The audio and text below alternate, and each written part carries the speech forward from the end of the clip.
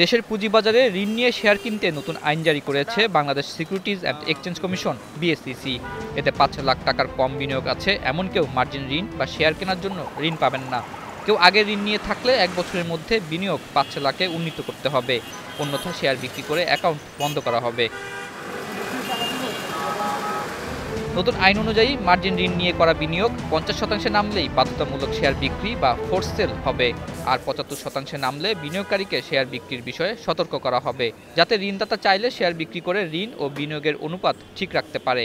আগের আইনে বিনিয়োগকারীর মূলধন ৫০% নামলে বিনিয়োগকারীদের জানানো এবং ২৫% নেমে আসলে বাধ্যতামূলক বিক্রি করা হতো।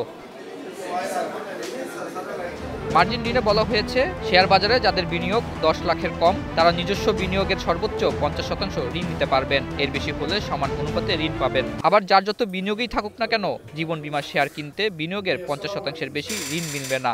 যারা ঋণটাকে বুঝবে, যারা ঋণ ব্যালেন্স করতে পারবে, সে ঋণে ব্যবসা করবে। যে ঋণ বুঝবে না, যার ঋণ সম্পর্কে ধারণা নাই, সে কেন বাজারে এসে নিঃস্ব হবে, সর্বস্ব কেন হারাবে? তাই মানুষকে বা সাধারণ বিনিয়োগকারীকে প্রোটেকশন করার জন্য এর চেয়ে ভালো গাইডলাইন গুলো আমরা দেখি না। কারণ ঋণ আমি নেওয়ার সময় অনেকের কাছ থেকে চেয়ে ঋণ নিতে পারি, দিন শেষে যদি আমি ঋণ শোধ করতে না পারি, তাহলে এটা কিন্তু আমার জন্য একটা বার্ডেন।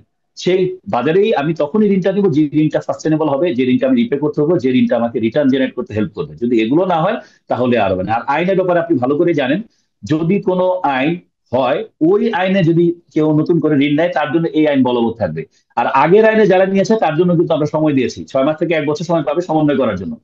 নতুন আইনে শুধু এ ক্যাটাগরি এবং কমপক্ষে ৫% লভ্যাংশ প্রদানকারী বি ক্যাটাগরির শেয়ারে ঋণ মিলবে। তবে বিনিয়োগ করা শেয়ারের দাম বাড়লেও সেই হিসেবে ঋণ পাওয়া যাবে না। ঋণ নিতে আগে শেয়ার বিক্রি করতে হবে।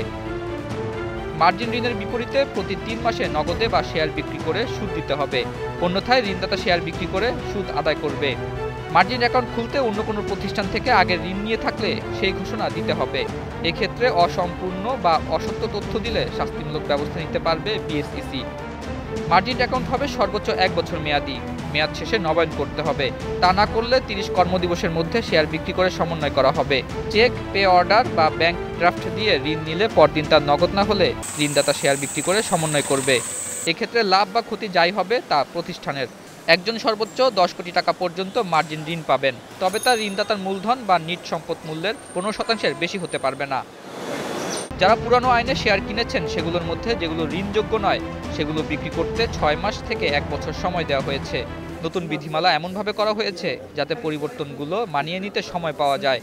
সাধারণ বিনিয়োগকারীকে প্রায়োরিটি দিয়ে মার্জিনটা যাতে ভালো কোম্পানিতে হয় এবং শুধুমাত্র মৌলভিত্তির ভালো শেয়ার যাতে মার্জিন হয়। সারা পৃথিবীতে মার্জিন কিন্তু শর্ট টার্মে নেয়, একমাত্র বাংলাদেশে মার্জিন সারা জীবনের জন্য নেয়। মার্জিন আমি নিচ্ছি, ঋণ নিচ্ছি, আমার ইকুইটি ব্যবসা তো আমি বন্ধ করছি না। ঋণ আমি নিচ্ছি কেন? যদি মনে করি এখানে আমি যে ঋণটা নিচ্ছি, যে সুদ দিব, তার চেয়ে বেশি রিটার্ন আমি এক্সপেক্ট করছি, তখন আমি নিতে পারি। এখন দেখা যাচ্ছে রিটার্ন নাই, কিছু নাই, আমি ঋণ নিচ্ছি, তাহলে আমি ঋণও সার্ভিস করতে পারবো না, আমার ইকুইটিও কমে যাবে। নতুন আইনে ঋণ নিয়ে কেনা যাবে এমন ১৬৫টি শেয়ারের তালিকা দিয়েছে ঢাকা স্টক এক্সচেঞ্জ। এর মধ্যে ২২টি রয়েছে বি ক্যাটাগরির শেয়ার। আতাউর নিয়ন, স্টার নিউজ, ঢাকা।